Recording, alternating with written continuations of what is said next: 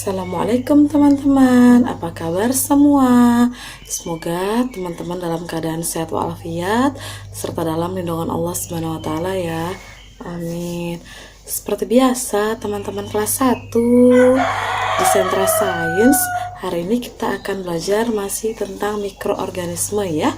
Khususnya itu topiknya itu tentang kerugian yang ditimbulkan oleh mikroorganisme. Oke, seperti biasa sebelum memulai sentra, kita berdoa bersama-sama ya.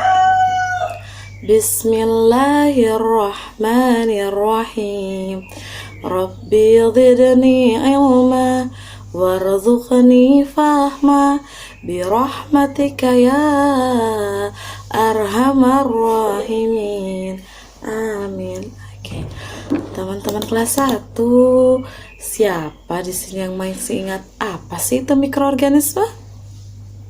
Iya, betul sekali. Mikroorganisme adalah organisme yang berukuran sangat kecil ya teman-teman, sehingga tidak dapat dilihat oleh mata secara langsung. Kita butuh alat bantu untuk melihatnya.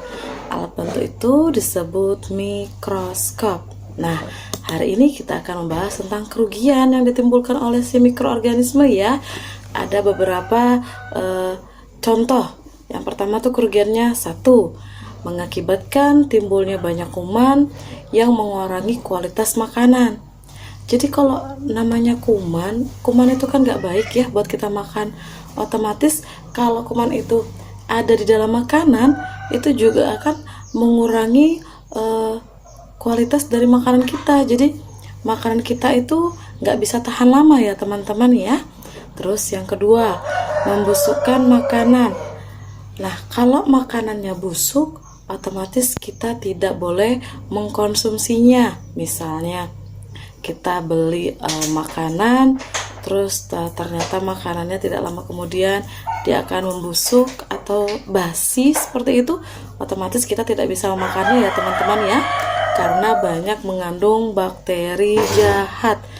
Kan bakteri termasuk salah satu dalam mikroorganisme ya. Siapa yang masih ingat mikroorganisme itu ada apa saja, terdiri dari apa saja? Siapa yang masih ingat? Iya, betul sekali.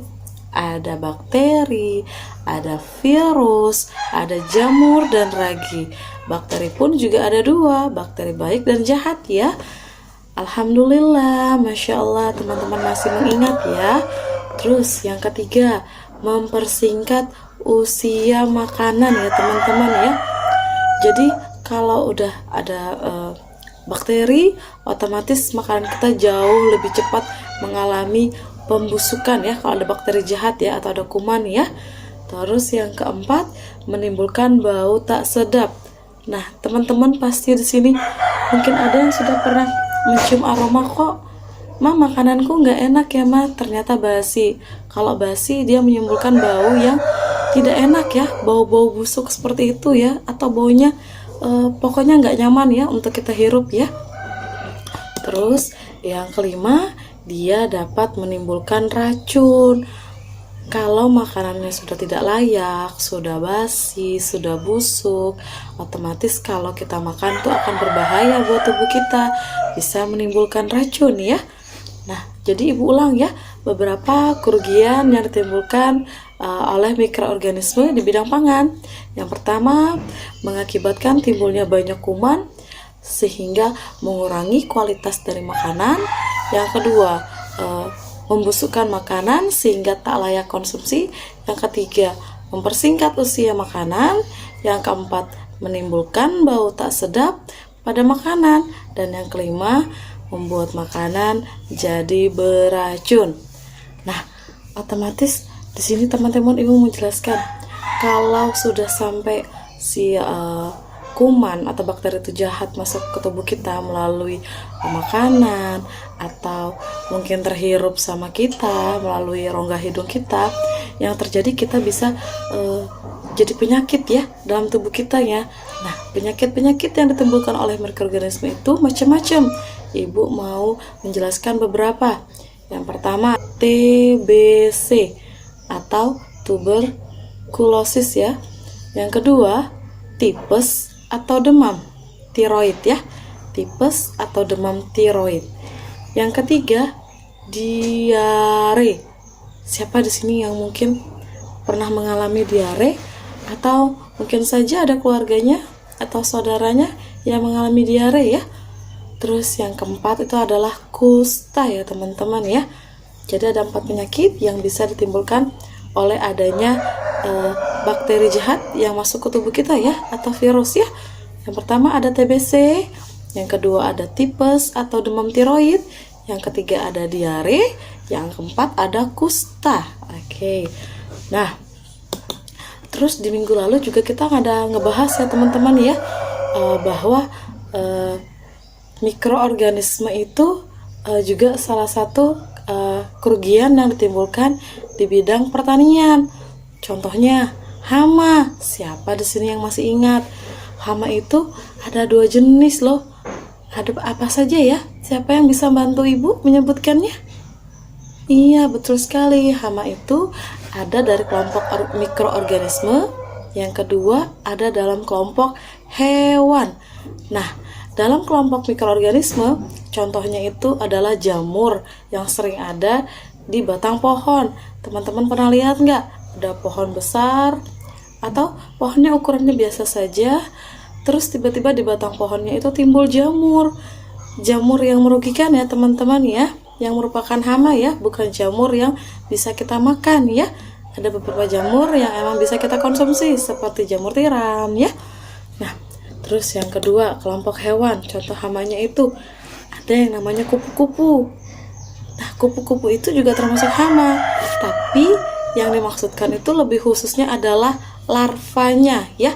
Larva itu teman suka ada kan di daun itu, larva kupu-kupu ya, itu merusak tanaman, merusak di mana larvanya itu hinggap ya, bisa di daun ya, bisa di bagian-bagian dari tanaman itu sendiri. Yang kedua, ada ngengat. Itu juga larvanya yang merusak tanaman. Yang ketiga ada kepik. Mungkin teman-teman di sini ada beberapa yang sudah juga pernah melihat kepik ya. Kepik itu juga dia termasuk hama ya, karena dia menyerap cairan tanaman sehingga tanaman bisa layu atau mati ya teman-teman ya. Terus belalang. Siapa di sini yang mungkin sering nangkap belalang? Nah, itu juga termasuk bagian dari kelompok hewan yang termasuk hama ya. Belalang itu suka memakan daun sehingga daunnya bolong, terus lama-lama kan rusak ya teman-teman ya tanamannya ya. Terus juga ada lalat. Nah, lalat itu juga larvanya merusak teman-teman ya. Lalat itu juga kalau hinggap ke makanan kita, dia kakinya kan kotor ya teman-teman ya, bagian tubuhnya itu, apalagi dia bertelur di situ, meninggalkan larva juga di makanan kita karena saking kecilnya kita tidak bisa melihat. Otomatis kalau termakan oleh kita itu juga bisa menjadi sumber penyakit ya teman-teman ya. Terus ada juga yang namanya kumbang. Kalau kumbang itu dia menggigit dan merusak tanaman ya, jadi dia gigitin terus akhirnya tanamannya jadi rusak deh ya. Nah, jadi ibu mau ulangin, ada beberapa kelompok hama dari hewan ya. Yang pertama ada kupu-kupu, yang kedua ada ngengat, yang ketiga ada kepik, yang keempat ada belalang, yang kelima ada lalat, yang keenam ada kumbang. Untuk kupu-kupu, ngengat, dan lalat itu bagian lavanya ya teman-teman ya, bagian lavanya yang merusak tanaman ya. Oke. Ibu harap penjelasan hari ini teman-teman sudah memahami ya apa yang ibu sampaikan tentang kerugian yang ditimbulkan oleh mikroorganisme. Jika ada yang mau bertanya, silahkan bertanya pada saat recalling, atau mungkin bisa bantu orang tuanya untuk menelpon ibu atau WhatsApp ibu ya. Oke, teman-teman, seperti biasa pesan ibu ya, jaga kebersihan, jaga kesehatan, mandi sehari minimal 2 kali ya, jangan malas-malasan ya. Rajin mencuci tangan minimal 20 detik menggunakan air mengalir dan sabun ya teman-teman ya, serta makan makanan yang bergizi ya, dan pastikan tidak keluar rumah selama tidak ada kepentingan yang benar-benar mengharuskan teman-teman keluar ya. Jika harus keluar pun pastikan menggunakan masker, menggunakan face shield, dan membawa hand sanitizer. Oke, sampai ketemu lagi di Sentra Sains minggu depan. Wassalamualaikum warahmatullahi wabarakatuh.